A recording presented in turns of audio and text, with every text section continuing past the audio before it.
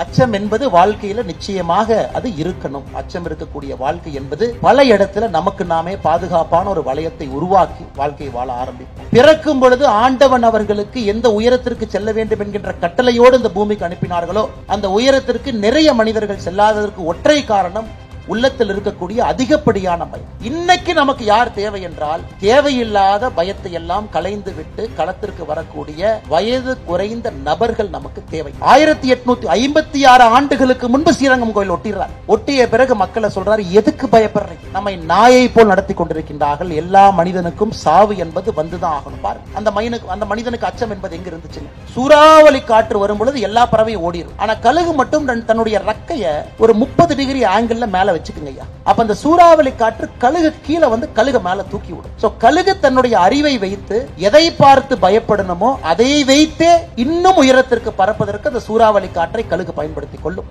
அன்பு சொந்தங்களே, என்னை பொறுத்தவரை ஒரு மனிதனுக்கு நாம் ஒரு நல்ல ஒரு கிஃப்ட் நீங்க கொடுக்கணும், நல்ல ஒரு பரிசு கொடுக்க வேண்டும் என்றால், ஒரு பொன்னையும் பொருளையும் கொடுத்தீங்கன்னா கூட அது ஒரு காலத்துல விலை இல்லாம போயிருங்க ஐயா. ஆனா ஒரு புத்தகத்தை கொடுத்து அந்த புத்தகத்தை ரசித்து படித்து வாழ்க்கையில துன்பம் வரும் பொழுதும் இன்பம் வரும் பொழுதுதான் பிடித்த அந்த புத்தகத்தை திறந்து பிடித்த பக்கத்தை திறந்து ஒரு 2-3 வரிகள் ஏற்படுத்தியிருக்கக்கூடிய தாக்கத்தை எப்பொழுதெல்லாம் எடுத்து படிக்கின்றீர்களோ அப்பொழுதெல்லாம் ஒரு மனிதன் புதிதாக பிறக்கின்றான். எத்தனையோ புத்தகங்கள் இங்கே நாம் படித்திருந்தாலும் கூட ஒரு 10 புத்தகங்கள் நமக்கு பக்கத்திலேயே இருக்குங்க ஐயா. கஷ்டமான நேரத்தில் திறந்து படிப்போம். ஆனா இன்னைக்கு வாசிப்பு பழக்கம் என்பது பெரும் நகரத்துல பின்னோக்கி சென்று கொண்டிருக்கிறது. குறிப்பாக இந்த செல்போன் கருவி வந்த பிறகு எல்லா குழந்தைகளும் கூட இன்னைக்கு ஒரு சமூக வலைதளத்துல தாக்கத்துல மாட்டிக்கொண்டிருக்கின்றார். ஒரு புத்தகத்தை எடுத்து அமைதியாக எந்தவித பாதிப்பும் மனதுக்கு இல்லாம எடுத்து படிப்பதற்கான நேரம் எந்த குடும்பத்திலும் இல்லைங்க ஐயா. அதையும் தாண்டி சில வீட்டில் பெற்றோர்கள் டிவியை கழட்டி வச்சிடறாங்க. கண்டிப்பாக அலைபேசியை பயன்படுத்தக்கூடாது என்கின்ற ஒரு சட்டத்தை வீட்டுக்குள்ள சர்வதிகாரத்தனமாக நடத்துகின்றார்கள். அந்த குழந்தைகள்கிட்ட ஒரு மாற்றத்தை நம்ம பார்க்கிறோம். ஒரு பண்பு இருக்கு, ஒரு பாசம் இருக்கு, ஒரு புத்தகத்தின் மீது ஒரு காதல் இருக்கு. இன்னொரு பக்கம் ஏட்டு சுரக்காய் கறிக்கு உதவாது என்பது போல பள்ளிக்கூடத்திலே சொல்லிக் கொடுக்கக்கூடிய புத்தகங்களை மட்டும் திரும்ப திரும்ப படிக்கிறாங்க. அது மக்கப் வாமிட்டு வரைக்கும் போறாங்க. அதை படித்தால் மட்டும் வாழ்க்கையிலே ஒரு பெரிய சாதனையை செய்து விடலாம் என்கின்ற நம்பிக்கையில் அதே புத்தகத்தை திரும்ப திரும்ப படிக்கிறாங்க. ரிவிஷன் டெஸ்ட்டுக்கு ஒரு ரிவிஷன் டெஸ்ட். அது போன்ற குழந்தைகள் புத்தகம் படித்தாலும் கூட கல்வியை தாண்டி பள்ளிக்கூடத்தில் இருக்கக்கூடிய புத்தகத்தை தாண்டி இன்னொரு உலகத்தை அறிமுகப்படுத்தக்கூடிய புத்தகத்தை அவங்களும் படிக்கிறது இல்லை. அதனால மிக மோசமான ஒரு சூழல்ல வாசிப்பு பழக்கமே மிக குறைவாக இருக்கக்கூடிய ஒரு காலகட்டத்தில் ஒரு புத்தக திருவிழாவை நடத்துவது அவ்வளவு எளிதான ஒரு வேலை கிடையாது. இத்தனை பதிப்பாளர்கள் எல்லாம் அழைத்து அவர்களுக்கு அந்த நேரம் கொடுத்து அவர்களுக்கு ஸ்டால் போட்டு மக்களை எல்லாம் விளம்பரப்படுத்தி நீங்கெல்லாம் வாங்கன்னு சொல்லி 5 நாட்களும் அதற்கான ஒரு சூழலை இங்கே உருவாக்கி அந்த புத்தகத்தை உங்க கையில வந்து கொண்டு சேர்ப்பதற்கு மேடையில் இருக்கக்கூடிய மனிதர்கள் எவ்வளவு கஷ்டப்பட்டிருப்பார்கள் என்பதை இந்த நேரத்தில் நான் நினைவு கூறுகின்றேன். ஏற்கனவே சொன்னது போல வெள்ள கோயில்ல 8:30 மணிக்கு கடைசி நாள்ல இத்தனை பேர் வந்து உட்கார்ந்து இருக்கிறீங்கன்னா அது ஒரு சாதாரண ஊர் கிடையாது. இங்கே நான் என்னுடைய ஆரம்ப பள்ளி நான் படித்த ஊர். என்னுடைய எல்கேஜி யூகேஜி என்கின்ற ஆரம்ப கல்வியை வெள்ளகோவில்ல படித்த ஒரு மனிதன் நான். இந்த மண்ணில் உங்களை போல எனக்கும் ஒரு சிறிய சொந்தம் இருக்கிறது. முழு சொந்தம் உங்களுக்கு இருப்பதை போல ஒரு சிறிய சொந்தம் எனக்கும் இருக்கிறது. ஆரம்பகால கல்வியை இங்கே கற்றேன். என்னுடைய மாமாவினுடைய ஊர், என்னுடைய அம்மாச்சியினுடைய ஊர், இங்கிருந்து அருகாமையில் இருக்கக்கூடிய ஊர். கிட்டத்தட்ட அங்கேயே தங்கி படித்து ஒரு பஸ்ல இங்கே டவுன் பஸ்ல இங்கே வந்து இங்க ஜஸ்ட் இங்கிருந்து ஒரு 2 கிலோமீட்டர் தூரத்தில் இருக்கக்கூடிய பள்ளியிலே படித்து விட்டு மறுபடியும் இங்கிருந்து அவங்களுடைய தோட்டத்திலே ஒரு 2-3 வருடங்கள் நான் வளர்ந்திருக்கின்றேன். ஸோ வெள்ளகோயில் பக்கத்தில் இருக்கக்கூடிய சிறிய கிராமத்திலிருந்து வரக்கூடிய துடிப்புமிக்க இளைஞர்கள் ஒரு வேள்வியோடு எப்படி சாதிக்க வேண்டும் என்று காத்து கொண்டிருக்கின்றார்கள் என்பதையும் முழுமையாக அறிந்தவன் நான். அப்படிப்பட்ட அந்த விழாவுக்கு வந்திருப்பது என்னுடைய பெரிய ஒரு பாகியமாக இந்த அற்புதமான மாலை நேரத்தில் எத்தனையோ சொந்தங்களை, நண்பர்களை, உறவினர்களை, உற்றோர்களை, சான்றோர்களை, அறிஞர்களை, பெரியோர்களை, தாய்மார்களை, சகோதர சகோதரிகளை ஒரே இடத்துல பார்ப்பது என்னுடைய வாழ்க்கையினுடைய பாகியமாகவும் நான் கருதுகின்றேன். அன்பு சொந்தங்களை, எனக்கு தலைப்பு கொடுத்திருக்கின்றார்கள் அச்சம் தவிர என்கின்ற ஒரு தலைப்பு. எல்லா நாளுமே பேச்சாளர்கள் பேசிக்கிட்டே வர்றாங்க ஐயா.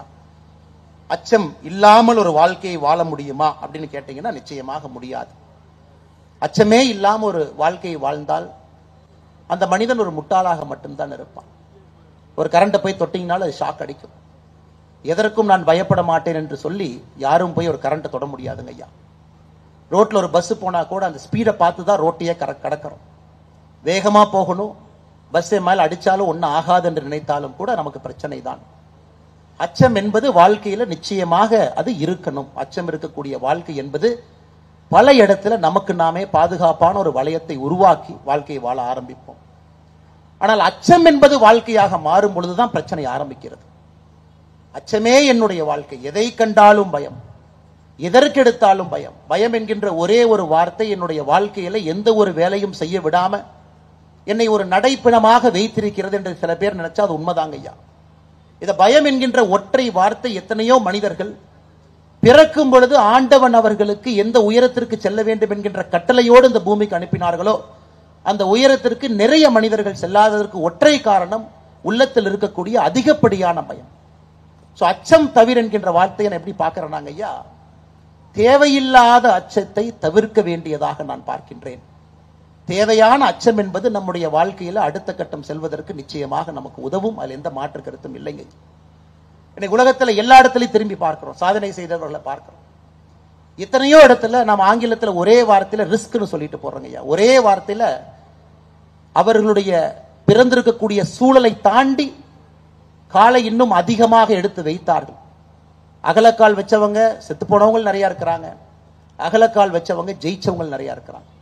அகலக்கால் வைத்ததால் ஒரு மனிதன் சாதித்தான் என்பது எங்கேயுமே பார்க்க முடியாதுங்க ஐயா. சாதிச்சிருக்கிறாங்க, அதே அளவுக்கு மனிதர்கள் வீழ்ந்திருக்கின்றார்கள். இரண்டையும் நாம் பார்க்கின்றோம்.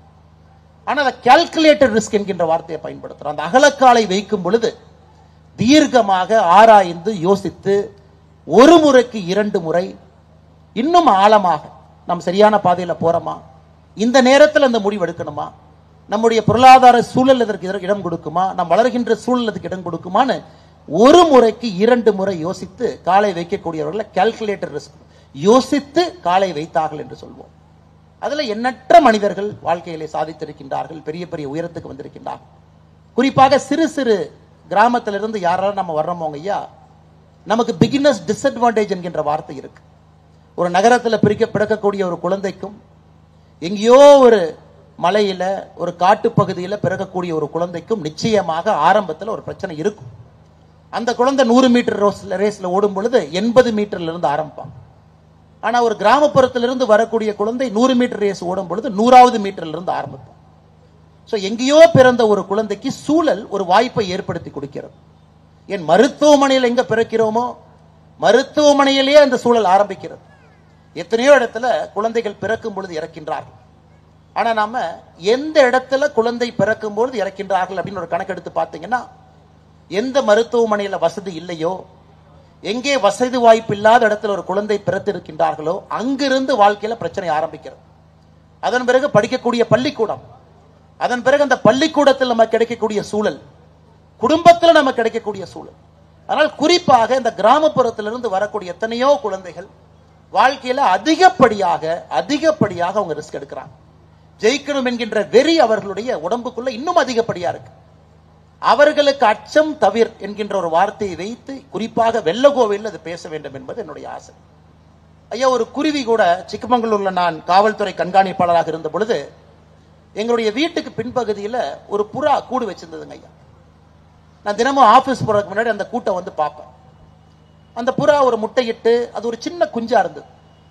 எனக்கு ஆரம்பத்தில் பெரிய ஆசை, எனக்கு தெரியாத காரணத்தினால அந்த குஞ்சு இருக்குதே, ரொம்ப கஷ்டப்படுதே, நாம் அந்த குஞ்சுக்கு ஏதாச்சும் செய்ய வேண்டும் என்று. இந்த புறா நகரத்தில் நம்முடைய வீட்டில் கூடு கட்டி இருக்கு. இந்த புறாக்கு எங்க போனா இறை கிடைக்க போகிறது, நம்முடைய வீட்டில் இருக்கேன்னு நான் வீட்டில இருந்து 2 சோளமோ 2 அரிசியோ டெய்லியும் கொண்டே வச்சுட்டு போவாங்க ஐயா. முதல்ல புறாவுக்கு வச்சேன். புறா அதை சாப்பிடும், கூட்டுக்குள்ள போய் கக்கும். அந்த குழந்தை அந்த அரிசியோ அந்த குழந்தை அவங்க தாய் கக்கக்கூடிய ஒரு உணவை சாப்பிடும். கொஞ்ச நாளைக்கு அப்புறம் இன்னும் யோசிச்சு, எதற்கு நேராக தாய் மூலமாக குழந்தைக்கு கொடுக்கணும், நேரடியா கூட்டு பக்கத்திலே வச்சிடலாமே, அந்த புறாவினுடைய குஞ்சு நேரடியாக சாப்பிட வேண்டும் என்று வைக்க ஆரம்பிச்சேன். ஒரு 15-20 நாட்கள் கழித்து ஒரு நாள் பார்த்தங்க, அந்த குஞ்சு கீழே விழுந்து இறந்து கிடந்தது. பெரிய ஒரு மனதில் ஒரு அதிர்ச்சி, நாம் தவறு செய்து விட்டோமோ, நாம் அந்த இறை வச்சனாலதான் அந்த குஞ்சு செத்து போச்சு அப்படின்னு சொல்லிட்டு நான் ஆழ்ந்து பார்த்தங்க ஐயா.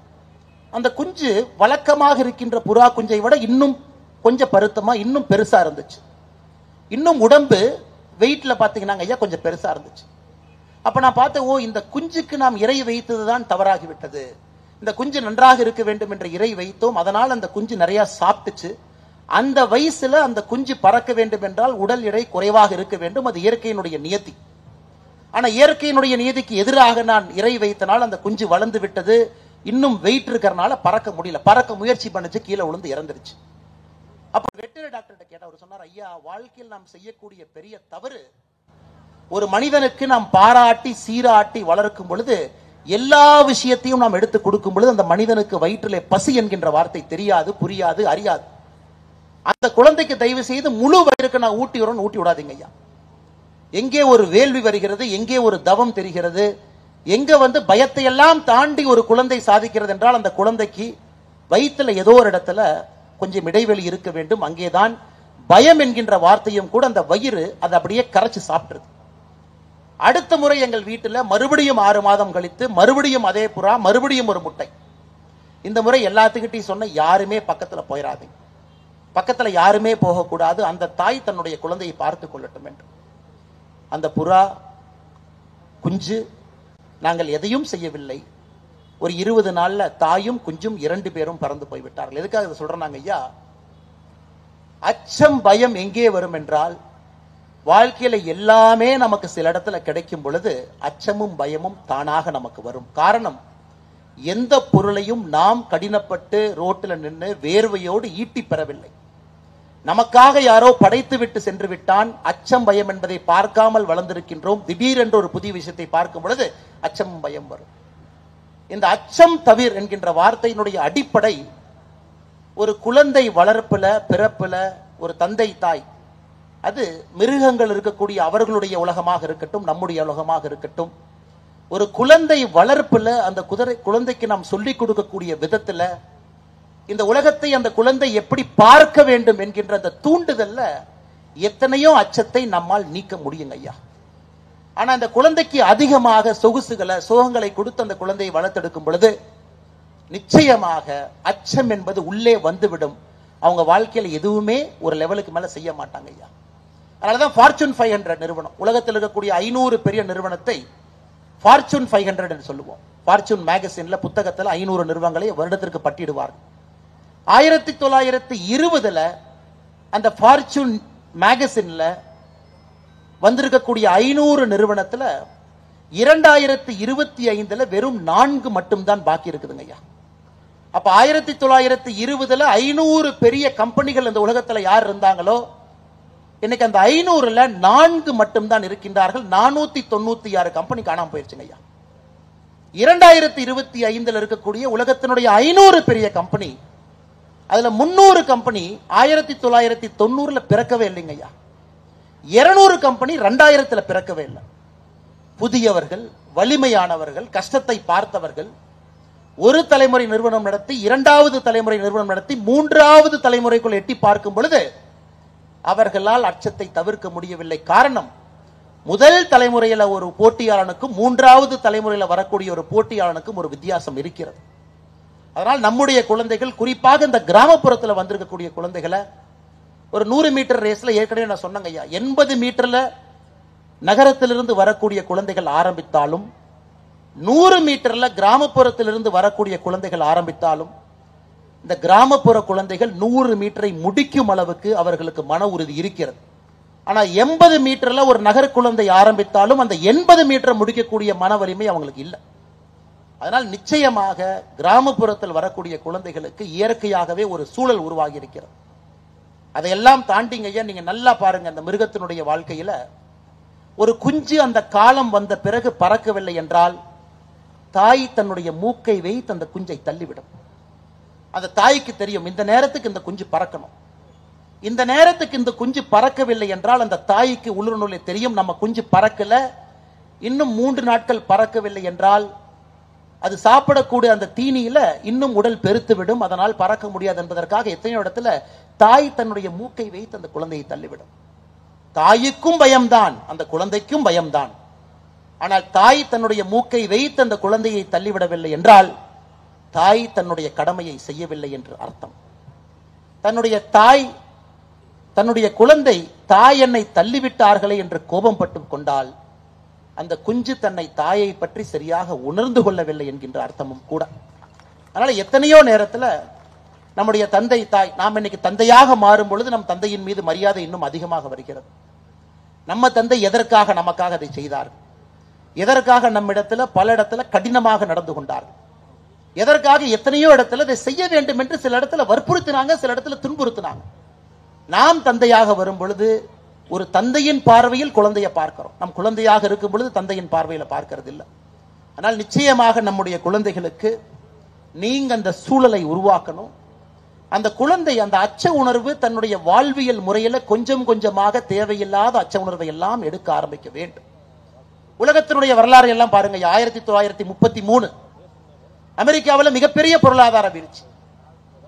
FDR, பிராங்க்லின் டி ரூஸ்வெல்ட் என்கின்ற அமெரிக்க அதிபராக பதவியேற்கின்றார். தன்னுடைய முதல் பேச்சு, மக்கள் எல்லாம் லட்சக்கணக்கான மக்கள் நம்முடைய அதிபர் என்ன பேச போறாங்க. அமெரிக்கா தன்னுடைய வாழ்க்கையில மிகப்பெரிய பொருளாதார வீழ்ச்சியிலே மாட்டியிருக்கிறது. புதிய அதிபர் நிச்சயமாக நமக்கு நல்லது செய்வார் என்கின்ற ஏக்கத்தோடு பார்த்து கொண்டிருக்கின்றார். அந்த அதிபர் தன்னுடைய பேச்சை துவங்குகின்றார். இப்படித்தாங்க ஆரம்பிக்கிறார். The only thing to fear is fear itself என்று சொல்லுகின்றார். என்ன அர்த்தம் ஐயா? பயத்தை விட நாம் இன்னும் பயப்படுவது பயத்தை பார்த்து என்று சொல்லுகின்றார். The only thing to fear is fear itself. அதாவது பயம் என்கின்ற வார்த்தை என்பது ஒரு சாதாரண ஒரு வார்த்தை. அதை நாம் எப்படி பார்க்கின்றோமோ அதிலே நம்முடைய வாழ்க்கை இருக்கிறது என்கின்ற உட்பொருளோடு பேசுறார். நீங்களாகவே ஒரு பயத்தை பார்த்து அந்த பயம் செய்யக்கூடியாததெல்லாம் நீங்களே உணர்ந்து இன்னும் உங்களை பயத்துக்கு உள்ளாக்கி நீங்க வாழ்க்கையில இருந்தீங்கன்னா உங்களால் எந்த விஷயத்தையும் செய்ய முடியாது என்று அமெரிக்காவுடைய அதிபர் சொல்லுகின்றார். FDR அதை தாண்டி இன்னும் போறாங்க ஐயா. ஆமா, பொருளாதார வீழ்ச்சி தான். நாம் என்ன செய்வோம்? பொருளாதாரம் உயரவில்லை என்று பயப்படுவதை விட இந்த நாட்டில் ரோடு போடுவோம்.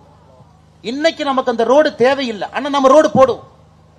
இன்னைக்கு 6 லேன் 6 வழி சாலை இன்னைக்கு தேவையில்லை, ஆனா நம்ம போடுவோம். பெரிய நமக்கு ஒரு டேம் தேவையில்லைங்க ஐயா. ஹூவர் டேமை கட்டுவோம். உலகத்தினுடைய மிகப்பெரிய டேம் அந்த காலகட்டத்தில் கட்டுவோம். உள்ள இருக்கக்கூடிய அமெரிக்கா முழுவதுமே இன்னும் 50 ஆண்டு 60 ஆண்டு நம் வளர்வதற்கு என்ன எல்லாம் தேவையோ அதையெல்லாம் கட்ட ஆரம்பிப்போம். மக்களுக்கு சொல்லுகின்றார், இன்னைக்கு நாம பயத்தில் இருக்கின்றோம், பொருளாதார வீழ்ச்சியில் இருக்கின்றோம் என்று பார்க்காதீர்கள்.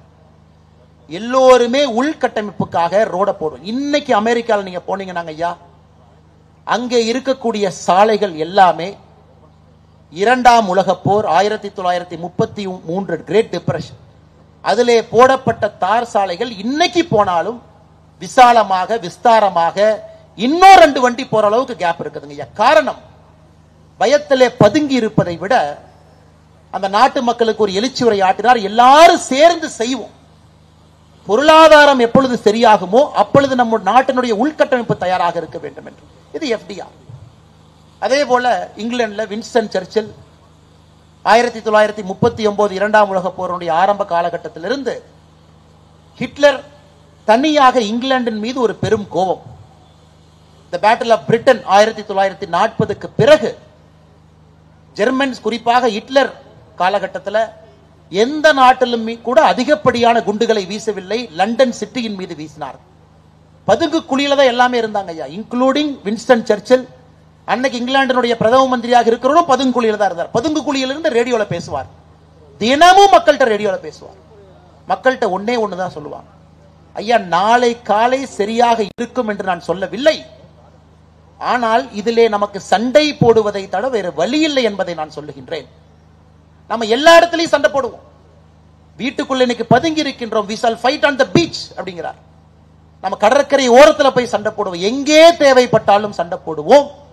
சண்டை போடுவதை தவிர நமக்கு வழி இல்லை. வின்ஸ்டன் சர்ச்சில் வானொலி மூலமாக பேசி பேசி பேசி அந்த மக்களை உணர்ச்சிக்குள்ளாக்கி அவர்களுக்குள்ள ஒரு பெரிய தாக்கத்தை ஏற்படுத்தி தைரியமாக நிற்க ஆரம்பித்து பேட்டில் ஆஃப் நார்மாண்டி ஒரு சின்ன ஒரு சண்டையில பிரான்சினுடைய கடற்கரை ஓரத்தில் யுத்தத்தினுடைய போக்கு திருப்பமாக ஆரம்பித்தது.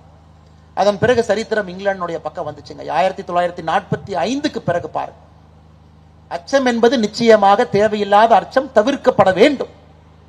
தலைமை பண்பு இருக்கக்கூடிய தலைவர்கள், வீட்டில் இருக்கக்கூடிய பெற்றோர்கள், பெரியவர்கள், குறிப்பாக ஆசிரியர்கள் ஒரு குழந்தைக்கும் எடுத்து சொல்லி அந்த அச்சத்தை எப்படி தவிர்ப்பது, அடுத்த கட்டம் எப்படி செல்வது என்று சொல்லும் பொழுது அந்த எஃப்டிஆர் சொல்லாரு பாருங்க ஐயா, the only thing to fear is fear itself. பயத்தை விட அதிகமாக பயப்படுவது பயத்தை பார்த்து. பயத்துக்கே அந்த பிரச்சனை இல்லை, ஆனா பயத்தினால இது எல்லாம் உருவாகும் என்று பயப்படுகின்றோம் இல்லைங்களா, அது பயத்தை விட கொடியது என்று சொல்லுகின்றார். இது ஐயன் திருவள்ளுவர் அவர்களும் 428வது குறள் அவரு இதை தொடர்றார். பயம் இருக்கணும், நீ பயம் இல்லை என்று வேலை செய்தால் அது பேதமையாயிரும். ஆனா எந்த பயம் இருக்க வேண்டும், எந்த பயம் இருக்கக்கூடாது என்பதை உணர்ந்து செயல்பட்டீங்கன்னா நீங்க வெற்றி அடைவீங்க. திருவள்ளுவர் அவர்கள் இன்னொரு காலகட்டத்தில் சொல்றாங்க. அன்பு சொந்தங்களே, நம்முடைய நாடு இன்னைக்கு ஒரு மிகப்பெரிய ஒரு முக்கியமான தருணத்தில் நின்று கொண்டிருக்கின்றோம். அதிக காலம் இல்லைங்க ஐயா, நமக்கு இன்னும் 35 ஆண்டுகள் இருந்து 40 ஆண்டுகள் மட்டும்தான் இந்த நாடு வளர்ச்சி பாதையில் இருக்கும். அதன் பிறகு இந்த நாட்டில் வயதானவர்களுடைய எண்ணிக்கை அதிகமாக இருக்கு. இன்னைக்கு சராசரி வயது 29, 30 இருக்கிறோங்க ஐயா. சைனாவுடைய சராசரி வயது 41. 30 ஆண்டு காலம் சைனா வளர்ந்துட்டான். நாம இன்னைக்கு 20, 30 இருக்கும், 29, 30 இருக்கும். இன்னும் 35 ஆண்டுகள் கழித்து 2060 வரும் பொழுது நம்முடைய சராசரி வயது 47க்கு போயிருங்க ஐயா. அதன் பிறகு வீழ்ச்சி அடைய ஆரம்பிப்போம். காரணம், மக்கள் குழந்தை பெற்றுக்க மாட்டாங்க. ஒரு தாய் ஒரு குழந்தை, அல்லது எத்தனையோ படித்த பெண்கள் குழந்தை வேண்டாம் என்று முடிவெடுத்து விடுவார்கள். எப்படி ஜப்பான் பார்த்தீங்கன்னா ஒரு ஆண்டுமே அங்கே குழந்தை பெற்றுக்கொள்வர்கள் குறைந்து கொண்டிருக்கின்றார்கள். ஜப்பானுடைய மக்கள் தொகை கீழே வருது. சைனா முதல் முறையாக கடந்த ஆண்டு சைனாவுடைய மக்கள் தொகை போன ஆண்டு குறைந்தது 2 மில்லியன், 20 லட்சம். 2023 விட 2024 சீனாவில் 20 லட்சம் பேர் மக்கள் தொகையில வீழ்ந்திருக்கின்றார்கள். இன்னும் சைனா கீழே போக ஆரம்பிச்சிருச்சுங்க மக்கள் தொகையில. நமக்கு இன்னும் 30 ஆண்டுகள் மட்டும்தான் இளமையான ஒரு நாடாக இருப்போம். 2060 வரும் பொழுது 47 வயசு சராசரியாக ஆகிரும்.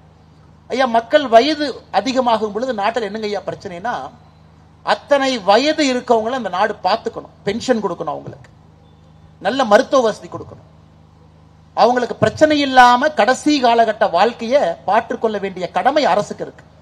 ஆனா நாடு இளமையாக இருந்தால் எல்லாரும் சம்பாதிப்பாங்க, நாட்டுக்கு வரி கட்டுவாங்க, நாட்டினுடைய வருமானம் உயரும். அதை வைத்து எத்தனையோ வேலைகளை அந்த நாட்டுக்குள்ள செய்யலாம். இன்னைக்கு அடுத்த 35 ஆண்டுகள் அற்புதமான ஒரு காலகட்டம் நம்முடைய நாட்டுக்கு கிடைத்திருக்கிறது. நம்முடைய பிரதமர் அவர்கள் இதுக்கு ஒரு வார்த்தையும் வச்சிருக்கிறாங்க, விக்ஷித் பாரத் என்கின்ற வார்த்தை. வளர்ந்த நாடாக வருவதற்கு 2047 நம்ம வந்துடணுங்க, அதன் பிறகு விட்டீங்கன்னா வர முடியாது. இன்னைக்கு நமக்கு யார் தேவை என்றால், தேவையில்லாத பயத்தை எல்லாம் களைந்து விட்டு களத்திற்கு வரக்கூடிய வயது குறைந்த நபர்கள் நமக்கு தேவை.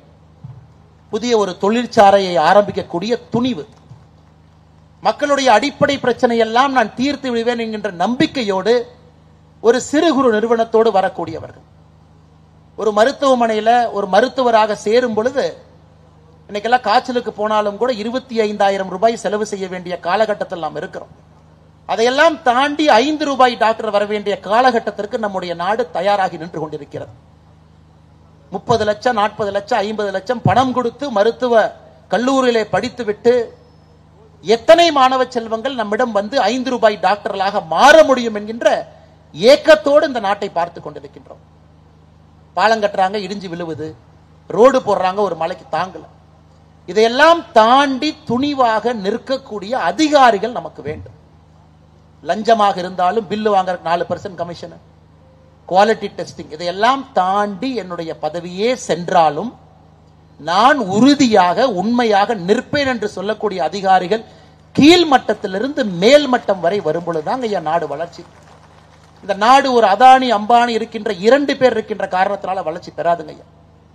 போன ஆண்டு மட்டுமே அம்பானி நம்முடைய நாட்டிற்கு கட்டியிருக்கக்கூடிய வரி தொகை 1,86,000 கோடி ரூபாய். ஒரே ஒரு தனி நபர், அவருடைய நிறுவனம் ரிலையன்ஸ் இண்டஸ்ட்ரீஸ், ரிலையன்ஸ் குழுமம் இந்த நாட்டிற்கு கட்டியிருக்கக்கூடிய வரி தொகை 1,86,000 கோடி. நம்ம நாட்டினுடைய பட்ஜெட், மத்திய அரசினுடைய பட்ஜெட் 51 லட்சம் கோடிங்க ஐயா. 3% அம்பானி அவர்கள் கொடுத்த வரியில நம்முடைய பட்ஜெட்ல 3% அவர்கள் கொடுத்த வரி. ஒரு அம்பானி நாட்டில் போன ஆண்டு அதானி கட்டிய வரி 95,000 கோடி. 1,85,000 அம்பானி, 95,000 கோடி அதானி. இவங்க 2 பேர்த்தையும் சேர்த்து பார்த்தீங்கன்னா ஐயா கிட்டத்தட்ட 2,81,000 கோடி ரூபாய். நம்ம பட்ஜெட்ல 5% அவர்கள். இன்னைக்கு நாம் நன்றாக யோசிக்க வேண்டும். இவ்வளவு பெரிய நாடு, 144 கோடி பேர் இருக்கக்கூடிய நாடு, இன்னும் 30 ஆண்டுகள் மட்டும்தான் நமக்கு அந்த இளமையான பருவம் இருக்கக்கூடிய ஒரு நாடு. எத்தனை இளைஞர்கள் நமக்கு வேணும் யோசிச்சுப்பார். எத்தனை பெயர் சின்ன சின்ன சின்ன நிறுவனங்களை ஆரம்பிக்க வேண்டும் என்று யோசிச்சுப்பார். எத்தனை பெயர் லட்சக்கணக்கான கோடிக்கணக்கான வேலை வாய்ப்பை உருவாக்க வேண்டும் என்று யோசிச்சுப்பார். எத்தனை தரமான மருத்துவர்கள், அடித்தட்டு மருத்துவம் பார்க்கக்கூடியவர்கள் வேண்டும் என்று யோசிச்சுப்பார். எத்தனை நல்ல அரசு அதிகாரிகள், group 4, group 3, group 2, group 1, IAS, all India service, எங்கே இருந்தாலும் கூட நெஞ்சுரத்தோடு நேர்மையோடு நிற்கக்கூடிய அதிகாரிகள் எத்தனை பேரும் யோசிச்சுப்பார். இது திரும்ப 2060 கிடைச்சா வேஸ்ட்டுங்க ஐயா. ஒரு மனிதன் வலிமையாக இருக்கும் பொழுது மட்டும்தாங்க ஐயா வெயிட் தூக்க முடியும். 60 வயசு ஆனதுக்கு அப்புறம் ஜிம்முக்கு போய் வெயிட் தூக்கி பிரயோஜனம் இல்லைங்க ஐயா.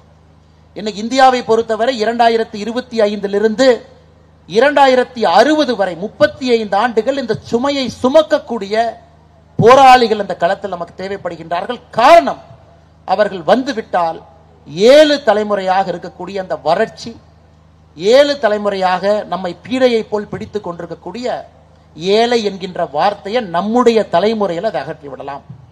வறட்சி என்கின்ற வார்த்தை அகற்றிவிடலாம், ஏழ்மை என்கின்ற வார்த்தை அகற்றிவிடலாம். அதற்கு நல்ல மனிதர்கள் தேவை. பாரதி எப்ப சொல்றான் பாருங்க ஐயா, வாழ்ந்தது ரொம்ப குறைவுதான், 39 ஆண்டுகள். 1881 பிறந்தாங்க, வெறும் 39 ஆண்டுகள் மட்டும்தான். அப்பவே சொல்றாரு, அச்சமில்லை அச்சமில்லை அச்சமில்லை, உச்சி மீது வானிருந்து விடுகின்ற போதிலும் அச்சம் இல்லையே, பிச்சை எடுத்து சாப்பிட்டாலும் எனக்கு அச்சம் இல்லையே, எங்கிட்ட இருக்கிற பொருளை எல்லாம் எடுத்துட்டு என்னை ஒண்ணுமில்லாம நீ செஞ்சாலும் அச்சம் இல்லையே, நீ எனக்கு என்னதான் செஞ்சாலும் எனக்கு அச்சம் என்கின்ற வார்த்தை என்னுள் இல்லை என்பதை மகாகவி பாரதி 39 வயசுல சுதந்திர இந்தியா கிடைக்குமா என்று தெரியாதுங்க ஐயா. அவர் வாழ்ந்த காலகட்டம், இறந்த காலகட்டத்தில் மகாகவி பாரதிக்கு சுதந்திரம் கிடைக்குமானே தெரியாது. அப்பயே பாடிட்டார், ஆடுவோமே பல்ல பாடுவோமே ஆனந்த சுதந்திரம் அடைந்து விட்டோம் என்று பாடுவோம். அவர் பாடி 28 ஆண்டுகள் கிடைத்தது, சுதந்திரமே கிடைச்சது. ஆனாலும் மகாகவி பாரதியினுடைய மனம் என்பது அச்சத்தை எல்லாம் தாண்டி நிற்கக்கூடிய ஒரு மனம். எல்லாத்தையும் தாண்டி நின்றாருங்க, எல்லாத்தையும் தாண்டி நின்றார். மக்களுக்கு இந்த வேள்வியை ஊட்டினார். பயந்தீங்கன்னா எந்த வேலையும் நடக்காது, பயப்படாம நின்று களத்தில் ஆடுங்கள் என்று சொன்னவர். இன்னும் கொஞ்சம் பின்னாடி போங்க, 1857 இருந்தா நம்முடைய சுதந்திரத்திற்கான துவக்கூரை எழுதுறோம். First war of Indian independence, sepoy மியூட்னிங்கிற வார்த்தையெல்லாம் பயன்படுத்துறதுக்கு முன்னாடியே வாங்க, கொஞ்சம் வீரன் அழகுமுத்து கோனை யோசிச்சு பாருங்க. அவர் வாழ்ந்த காலகட்டம் எப்பன்னு யோசிச்சு பாருங்க. வீரன் அழகுமுத்து கோன் 1857க்கே 100 ஆண்டுகளுக்கு முன்னாடி வாழ்ந்தவர். பீரிங்கி முனையிலே நிற்க வைத்து அவரை சுட்டு அவருடைய உடம்பை சின்னாபின்னமாக சிதறடித்த பொழுதும் கூட தைரியமாக நின்றவர் வீரன் அழகுமுத்துக்கோன். நம்முடைய சரித்திரத்தில் அதை படிக்கணும் ஐயா. அவருக்கும் தெரியாது எப்ப சுதந்திரம் கிடைக்கும் என்று. அவர் இறந்த பிறகு இன்னும் 300 ஆண்டுகள் கழித்து நமக்கு சுதந்திரம் கிடைச்சு, 200 ஆண்டுகள் கழித்து. மருது சகோதரர்கள், அந்த வார்த்தை நீங்க படிக்கணுங்க ஐயா. ஜம்பு பிரகடனம் 1801 ஸ்ரீரங்கம் கோயில்ல போய் ஒட்டிடுறார். ஜம்பு பிரகடனம் என்கின்ற வார்த்தை ஒட்டிட்டு வந்துடுறார். அதையெல்லாம் மக்கள் எல்லாம் போய் படிங்கிறார். அதை மட்டும் உங்களுக்கு படித்து காட்ட வேண்டும் என்று விரும்புகின்றேன். 1801 அப்பொழுதே சுதந்திரம் வேண்டும் என்று ஸ்ரீரங்கத்தினுடைய கோவில்ல பெரிய மருது ஒட்டிடுறாருங்க, போஸ்டர் மாதிரி ஒட்டிடுறார்.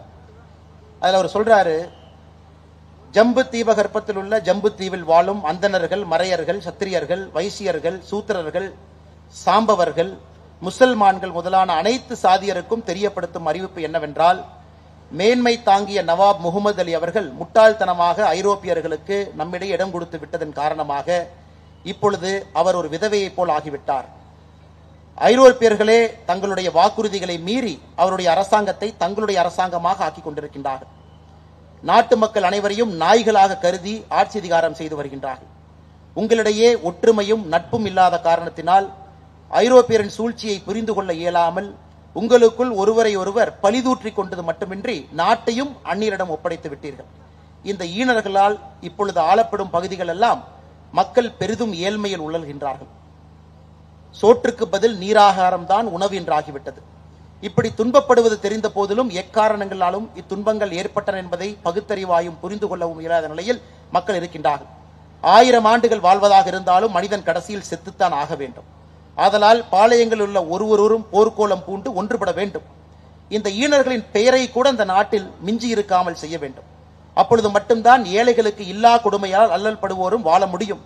அதே நேரத்திலே இந்த ஈனர்களுக்கு தொண்டூழியம் செய்து நாயை போல் சுக வாழ்வு வாழ விரும்புகின்றவன் எவனாவது இருந்தால் அத்தகைய பிறவிகள் ஒழித்து கட்டப்பெயர் வேண்டும். அதனால் மீசை வைத்துக் கொண்டிருக்கக்கூடிய நீங்கள் எல்லோரும், அதாவது ராணுவம் அல்லாத மற்ற தொழில்களில் ஈடுபட்டிருக்கும் நீங்கள் அனைவரும் மற்றும் ஈனமான அந்நியன் கீழ் தொண்டு புரியும் சுபோதரர்கள், அவிழ்தார்கள், நாயக்கர்கள், சிப்பாய்கள் மற்றும் போர்க்கருவிகளை பயன்படுத்தும் அனைவரும் உங்களிடம் வீரம் இருந்தால் அதை கீழ்கண்டவாறு நீங்கள் வெளிப்படுத்த வேண்டும். ஐரோப்பியர்களாக இந்த ஈனர்களை எவ்விடத்தில் கண்டாலும் கண்ட இடத்தில் அவர்களை அழித்துவிட வேண்டும். இந்த ஈனர்களுக்கு எவனொருவன் தொண்டூழியம் செய்கின்றானோ அவனுக்கு இறந்த பின் மோட்சம் கிடையாது என்பதை நான் உறுதியாக கூறுவேன். இதை ஏற்றுக்கொள்ளாதவன் வைத்திருக்கக்கூடிய மீசை, அந்த வார்த்தை நான் படிக்கலீங்கம்மா. இதை ஏற்றுக்கொள்ளக்கூடியவனாக பிள்ளைகள் ஐரோப்பிய இனப்பிறவர்களுக்கு அதை நான் படிக்கலீங்க. எனவே உடம்பில் ஐரோப்பிய ரத்தம் ஓடாத அனைவரும் ஒன்று சேருங்கள். இதை படிப்பவர்களோ கேட்பவர்களோ இதில் கூறியிருப்பதை பரப்புங்கள். எவனொருவன் இந்த அறிவிப்பை ஒட்டப்பட்ட சுவரிலிருந்து எடுக்கின்றானோ அவன் பஞ்சமாபாதங்களை செய்தவனாக கருதப்படுவான். இப்படிக்கு மருதுபாண்டியன் பேரரசுகளின் ஊழியன், ஐரோப்பியர்களின் ஜென்ம விரோதி. எப்போ ஒட்டுறாருங்க ஐயா? 16/6/1801 ஒட்டுறார். என்ன தைரியம் பாருங்க. 16/6/1801 1857 சரித்திரம் சொல்றோம். 1856 ஆண்டுகளுக்கு முன்பு ஸ்ரீரங்கம் கோயில் ஒட்டிடுறார். ஒட்டிய பிறகு மக்களை சொல்றாரு, எதுக்கு பயப்படுறீங்க? நம்மை நாயை போல் நடத்தி கொண்டிருக்கின்றார்கள். எல்லா மனிதனுக்கும் சாவு என்பது வந்துதான் ஆகணும். பாருங்க, அந்த மனிதனுக்கு அச்சம் என்பது எங்க இருந்துச்சுங்க? அதே மனிதன் 4 மாதம் கழித்து 24/10/1801 கரெக்டா 4வது மாசத்துல அவரை பிடித்து ஆங்கிலேயர்கள் கேட்பது மன்னிப்பு என்கின்ற ஒரு வார்த்தையை சொல் என்று 2 மருது சகோதரர் சொல்றாங்க. சொல்ல மாட்டேன் என்று சொல்லுகின்றார்கள். அவர்களும் தூக்கிலிடப்படுறாங்க 24/10/1801.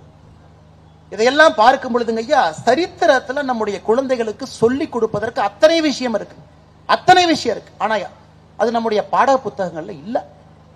நம்முடைய குழந்தைகளுக்கு ஏதுவாக சொல்லிக் கொடுக்கும் அளவுக்கு சரித்திரத்தை நமக்கும் யாரும் சரியாக சொல்லல. அதையெல்லாம் நம்முடைய குழந்தைகளுக்கு சொல்லிக் கொடுத்து, அச்சம் இருக்கட்டும், ஆனால் அச்சத்தை எல்லாம் தாண்டி தேவையில்லாத அச்சத்தை எல்லாம் நீக்கி அந்த குழந்தை வாழ முடியும், வாழ வேண்டும் என்கின்ற ஒரு நல்ல ஒரு காரணத்தை நீங்கள் நிச்சயமாக அவர்களுக்கு வாழ்விலே உருவாக்க வேண்டும் என்பது என்னுடைய அன்பான வேண்டுகோள். அதையெல்லாம் தாண்டிங்க ஐயா, 2 விதத்தில் அந்த அச்சத்தை போக்கலாம். இன்னைக்கு பார்த்தீங்கன்னா எல்லா பறவைகளும் மழை வரும் பொழுது ஓடி ஒளிஞ்சுக்கும், கூட்டை தேடி அங்கங்கே போகும். மழை வரும் பொழுது எந்த பறவையும் வராது. ஆனா நல்லா உத்து பார்த்தீங்கன்னா ஒரு பறவை மட்டும் மழை வரும் பொழுது வெளியே வரும். அது எவ்வளவு பெரிய சூறாவளி காற்றாக இருந்தாலும் எதிர்த்து பறக்கும். அதையெல்லாம் தாண்டி மழை கனமாக வரும் பொழுது மேகத்திற்கு மேல போயிடும். அது கழுகுங்க ஐயா. கழுகு மட்டும்தான் மழை வரும் பொழுது மேகத்திற்கு மேல பறக்கும். ஏன்னா மழையெல்லாம் தாண்டி நிற்கக்கூடிய ஒரு பிராணி கழுகு.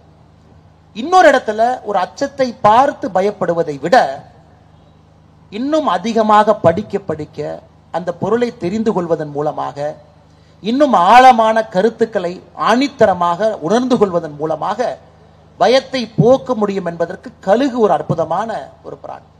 ஆனா கழுகு பாத்தீங்கன்னா ஐயா, சூறாவளி காற்று வரும் பொழுது எல்லா பறவையும் ஓடிடும். ஆனா கழுகு மட்டும் தன்னுடைய ரக்கைய ஒரு 30 டிகிரி ஆங்கிள் மேல வச்சுக்குங்க ஐயா. அந்த சூறாவளி காற்று அடிக்கும் பொழுது நேரா கழுகு பறக்கும் பொழுது ரக்கை 30 டிகிரியில் இருக்கும். அப்ப அந்த சூறாவளி காற்று கழுகு கீழே வந்து கழுகு மேல தூக்கி விடும். சோ கழுகு தன்னுடைய அறிவை வைத்து எதை பார்த்து பயப்படணுமோ அதை வைத்தே இன்னும் உயரத்திற்கு பறப்பதற்கு அந்த சூறாவளி காற்றை கழுகு பயன்படுத்தி கொள்ளும். அதனால் கழுகு போல எத்தனையோ இடத்துல ஒரு பயத்தை பார்த்து நாம் ஒதுங்காமல் அந்த பயத்தை இன்னும் ஆழமாக எதற்காக நாம் பயப்படுகின்றோம் என்பதை இன்னும் அனுபவமாக உணர்ந்து அதே பயத்தை நமக்கு சாதகமாக பயன்படுத்த முடியும் என்பதற்கு கழுகு ஒரு அற்புதமான ஒரு உதாரணம். மலை மேகத்திற்கு மேல பறக்கும், ரக்கையில எங்கேயும் கூட மலை துளிப்படாது. அதுவும் கழுகிடமிருந்து நாம் கற்றுக்கொள்ள வேண்டும். அதனால எல்லாரும் போய் கரண்டை தொடுங்கன்னு நாம சொல்ல, கரண்டை தொடும் பொழுது கையில் ஒரு கிளவுஸ் போட்டுக்கிட்டு கரண்டை தொடுங்கன்னு சொல்றோம். அதே கரண்டை தொடும் பொழுது விஞ்ஞான பூர்வமாக 2 கம்பியும் கொடுத்து பிடிச்சு எர்த் ஆகாம சர்க்கியூட் ஆகாம ஒன்னை மட்டும் பிடிச்சு தொங்குங்க, கரண்ட் அடிக்காதுங்கிறதையும் சொல்லிக் கொடுக்கணும். ஆனால் நிச்சயமாக நம்முடைய குழந்தைகளுக்கு பயத்தை பற்றி சொல்லிக் கொடுக்க வேண்டிய கட்டாயம் நமக்கு இருக்கு. அதே நேரத்தில் அதை விஞ்ஞான பூர்வமாக இன்னும் ஆழமாக அதை பார்த்து அதை அனுபவபூர்வமாக உணர்ந்து அதே பயத்தை தனக்கு சாதகமாக பயன்படுத்தி கொண்டு மேலே வர வேண்டும். இன்னொன்னுங்க ஐயா, இந்த பயத்துல இன்னொரு முக்கியமானது பொறுமை. இதை கடைசியாக இதையும் ஒரு 2 வார்த்தை சொல்ல வேண்டும் என்பது என்னுடைய ஆசை. ஹிட்லர் திரும்பவும் பார்த்தீங்கன்னா ஜெர்மன் படைகள் ரஷ்யாவை நோக்கி போறாங்க ஐயா, மாஸ்கோவை பிடிக்கிறோம். அப்ப மாஸ்கோவில் இருக்கக்கூடிய தலைவர்களுக்கு எப்படி ஹிட்லரை நிறுத்துவது, எப்படி ஜெர்மன் படையை நிறுத்துவது? ஒரு வழி இருந்துச்சு, நம்முடைய படைகளை எல்லாம் அனுப்பி ஹிட்லரை போய் அடிச்சிடலாம். இன்னொரு வழி அவங்ககிட்ட இருந்துச்சு, ஹிட்லர் பாட்டுக்கு வரட்டும், நம்ம எதுவும் செய்ய வேண்டாம், வந்துகிட்டே இருக்கட்டும், எதுவும் செய்ய வேண்டாம். அங்க இருக்கக்கூடிய போர் புரியக்கூடிய அதிகாரிகள் கேட்டாங்க, ஐயா என்னங்க ஐயா எதிராளி வர்றான், எதுவுமே செய்ய வேண்டாங்கிறீங்களே? எதுவும் செய்யாத, அவன் நடந்து நடந்து நடந்து மாஸ்கோவை நோக்கி வரட்டும். அவன் வெயில் காலத்திலே ஆரம்பித்த அந்த நடை என்பது மாஸ்கோ வரும்பொழுது குளிர்காலத்திலே முடியும். நாம் எதுவுமே செய்ய வேண்டாம், மாஸ்கோக்குள்ளேயும் வரட்டும், நம்முடைய தலைநகரத்துக்குள்ள வரட்டும். வந்த பிறகு குளிர்காலத்தில் உள்ளே வந்த பிறகு அந்த படைக்கு தேவையான எந்தவித கருவிகளையும் அவங்களால கொண்டு வர முடியாது, குளிர்காலத்தில் கொண்டு வர முடியாது. பொறுமையாக வந்த பிறகு சுற்றி வளைத்து நாம் வேட்டையாடுவோம் என்று ரஷ்ய படைகள் பார்த்தீங்கன்னா ஜெனரல் குஸ்னெட்ஸ்னோவ்னு ஒருத்தர் மிக பொறுமையாக ரஷ்யா, ஐயா அடிக்கலாமா பொறுமையா இருங்க, ஐயா வந்தாச்சு போலாமா பொறுமையா இருங்க, ஒன்னாகாது, ஐயா மாஸ்கோவுக்குள்ள வந்துட்டாங்க பொறுமையா இருங்க, மாஸ்கோனுடைய மத்திய பகுதிக்கு வரட்டும், ஐயா மத்திய பகுதிக்கு வந்துட்டாங்க, இப்ப அடிங்க நாள். அதனால் எத்தனையோ நேரத்தில் ஐயா பயத்தை பார்த்து உடனடியாக ஒரு வேலையை செய்வதை விட பொறுமையாக அதை கையாள ஆரம்பித்தால் அதுவும் கூட நமக்கு வெற்றி கொடுக்கும். அது எத்தனையோ நம்முடைய சரித்திரத்தில் நாம் பார்க்கும் பொழுது இன்னும் பொறுமையாக இன்னும் பொறுமையாக இன்னும் பொறுமையாக கரெக்டா அந்த நேரத்தில் போய் அடிக்கணுங்க ஐயா. என்னதான் ஒரு பழம் இருந்தாலும் மரத்துல அது பழுத்து அது விழ வேண்டும் என்று நினைக்கின்ற நேரத்தில் மட்டும்தான் அது கனியாக கீழே வரும். அதற்கு ஒரு மனிதனுக்கு பொறுமை வேண்டும். அதனால் பயத்தை எத்தனையோ இடத்துல வெல்லலாம். ஒன்று, பயம் வரும் பொழுது அதே பயத்தை பயன்படுத்தி மேலே போக முடியுமான்னு பார்க்கலாம். அந்த பயத்தை பொறுமையாக கையாள முடியுமா பார்க்கலாம். அதையெல்லாம் தாண்டி அந்த பயம் வரும் பொழுது பயத்தை இன்னும் உன்னிப்பாக ஆழமாக படித்து அனுபவமாக உணர்ந்து அதை தவிர்க்கலாகுமா அதையும் பார்க்கலாம். பயத்தை மட்டும் பார்க்கலாம், பயத்தினால் வரக்கூடிய பயத்தை பார்க்க வேண்டாம் என்பதை பல உதாரணத்தில் நம்ம பார்த்திருக்கிறோம். பயத்தை பார்ப்போம், ஆனா பயத்தினால வரக்கூடிய பயத்தை நாமளே ஒரு பிரம்மையாக உருவாக்கி இதை செய்து விடுவோமோ அதை செய்து விடுவோமோன்னு இது பார்க்க வேண்டாங்க ஐயா. அதனால் நம்முடைய கடமை நம்முடைய குழந்தைகளை நல்ல ஒரு வாழ்க்கை சிறப்பாக வளர்த்த வேண்டியது கடமை. ஒரு தாய் பருந்தை போல மூக்கை வைத்து குழந்தையை தள்ளிவிட வேண்டிய நேரத்தில் தள்ளிவிட்டு தாங்க ஐயா ஆகணும். அப்பொழுது மட்டும்தான் அந்த சின்ன அந்த பருந்து பறக்க ஆரம்பிக்கும். அது இயற்கையினுடைய நியதி. எங்கே அனுபவபூர்வமாக ஆற்றல் பூர்வமாக பேச வேண்டும் அதை பேசித்தான் ஆகணும். அதற்கு புத்தகம் என்கின்ற அற்புதமான ஒரு கருவியை ஒரு வாசிப்ப பழக்கத்தை ஆரம்பிச்சு கொடுங்க. ஒரு தந்தை தாய் உற்றோர்கள் உறவினர்கள் நீங்க யாராக இருந்தாலும் புத்தகத்தை அன்பளிப்பாக கொடுக்க ஆரம்பிங்க. அதையெல்லாம் தாண்டி கடைசியா நம்ம எல்லோருமே இங்கே பெருமை மிகுந்த தமிழர்களுங்க ஐயா, எல்லாமே பெருமை மிகுந்த தமிழர்கள். நம்முடைய மொழியின் மீது தாய்மொழியின் மீது மாறாத காதல் பற்றாத பாசம் இருக்கு. ஆனாலும் புரிந்து கொள்ள வேண்டும், நம்முடைய குழந்தைக்கு இன்னொரு மொழியை நம்ம சொல்லி கொடுக்காதனால அந்த மொழியில் இருக்கக்கூடிய வாழ்க்கை ரகசியங்கள் அந்த குழந்தைக்கு எப்படிங்க ஐயா தெரியும்? எனக்கு ஞானபீட விருதுன்னு சொல்றாங்க ஐயா. விருது இந்தியாவில் மிகச்சிறந்த எழுத்தாளர்களுக்கு வருடத்துல ஒரு மொழியில ஒரு எழுத்தாளர் கொடுக்கப்படுகின்ற ஒரு விருது ஞானபீட விருது. தமிழ் மொழியில கடைசியாக அதை வாங்கியவர் ஐயா ஜெயகாந்தன் அவர்கள் 2002 ஜெயகாந்தன் ஐயா வாங்கியிருக்கிறாங்க. 2 நூல்கள் தமிழ்ல ஞானபீடம் வாங்கியிருக்கு. ஆனா ஹிந்தியில 11 நூல்கள் வாங்கியிருக்கிறது, கன்னடத்துல 9 நூல்கள் வாங்கியிருக்கிறது, ஒரிசால 4 வாங்கியிருக்கிறது. அப்ப அந்த ஞானபீட நூல்களை மட்டும் நீங்க கூகுள் பண்ணி பாருங்க. இந்தியாவில் இருக்கக்கூடிய எல்லா மொழிகளிலும் இருக்கக்கூடிய மிகச்சிறந்த புத்தகங்கள் 1964க்கு பிறகு எழுதப்பட்ட புத்தகங்கள் வருடத்திற்கு ஒரு விருது அரசு கொடுக்கிறாங்க. அப்ப நம்முடைய குழந்தைக்கு ஒரு மொழியை நாம் எக்ஸ்ட்ரா சொல்லி கொடுக்கறனால, தாய்மொழி இருக்கட்டும் ஆங்கில மொழி இருக்கட்டும், 3வது ஒரு மொழி படிக்கும் அளவுக்கு பேசும் அளவுக்கு நம்ம சொல்லி கொடுக்கறனால ஐயா அந்த மொழியில் இருக்கக்கூடிய எல்லா இலக்கியங்களும் இந்த குழந்தை முன்னாடி வந்து நிற்கும். எப்படி நம்முடைய ஐயன் திருவள்ளுவரை நாம படிக்கிறோம், அதுல தெரிஞ்சுக்கிறோம். அதே போல கர்நாடகால குவம்புங்கிற ஒரு ஆள் இருக்காருங்க, அற்புதமான எழுத்தாளர்.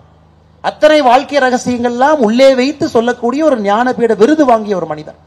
அவருடைய நூல்களும் படிப்பதற்கு ஒரு வாழ்க்கை.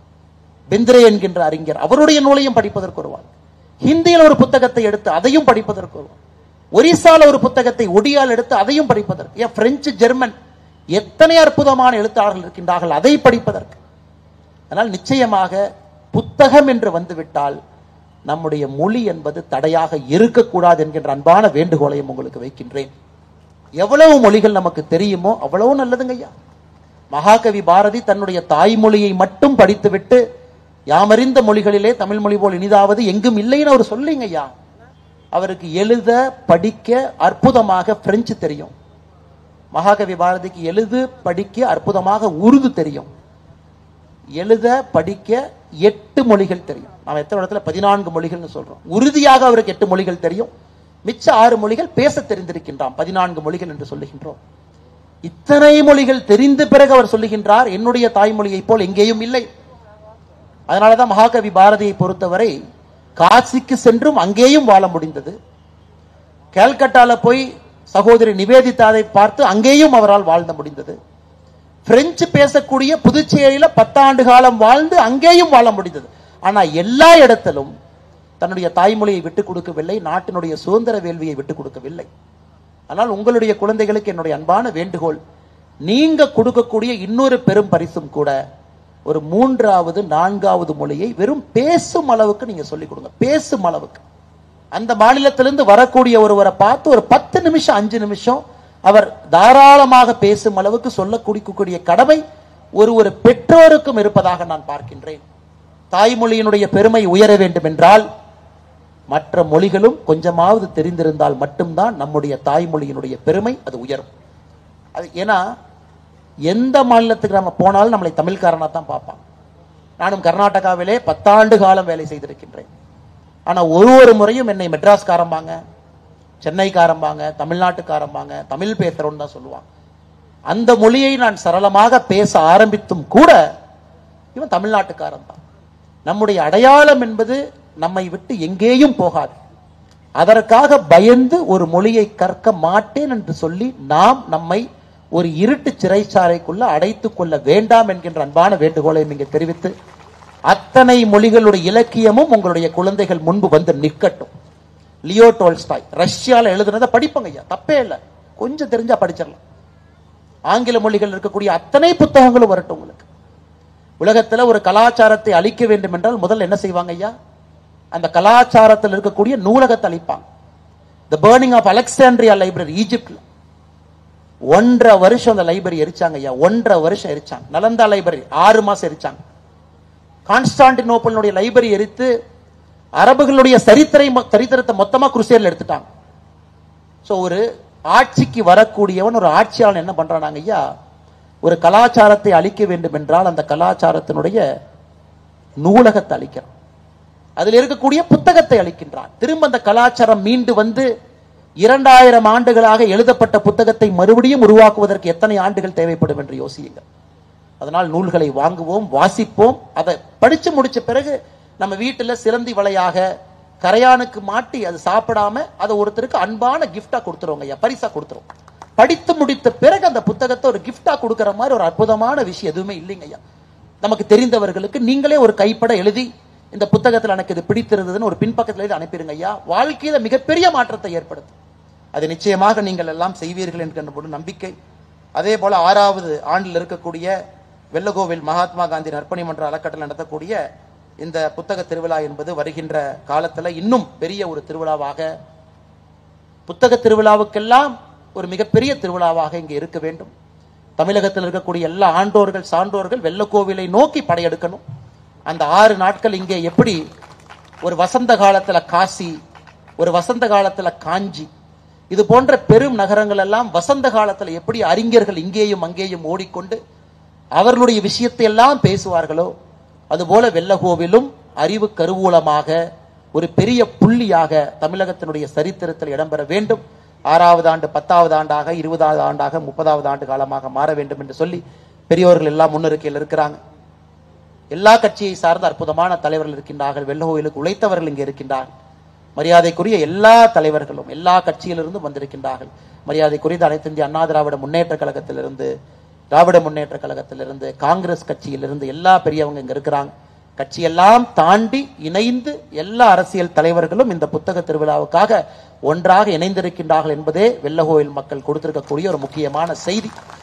அதற்கும் உங்களுக்கு இந்த பாராட்டுக்களை தெரிவித்து முன்னறிக்கையில் இருக்கக்கூடிய தலைவர்களும் கூட சித்தாந்தத்தை எல்லாம் கொஞ்ச நேரம் ஒதுக்கி வைத்துவிட்டு அறிவுக்காக, புத்தகத்திற்காக ஒன்றாக இணைந்து மக்களுக்காக வந்திருக்கக்கூடிய எல்லா தலைவர்களுக்கும் இந்த நேரத்தில் நெஞ்சார்ந்த நன்றிகளை தெரிவித்து, மேடையின் மீது இருக்கக்கூடிய தலைவர்களுக்கும் நன்றியை தெரிவித்து, வாய்ப்பு கொடுத்த நல்ல உள்ளங்களுக்கும் நன்றியை தெரிவித்து என்னுடைய உரை முடித்துக் கொள்கின்றேன். நன்றி, வணக்கம்.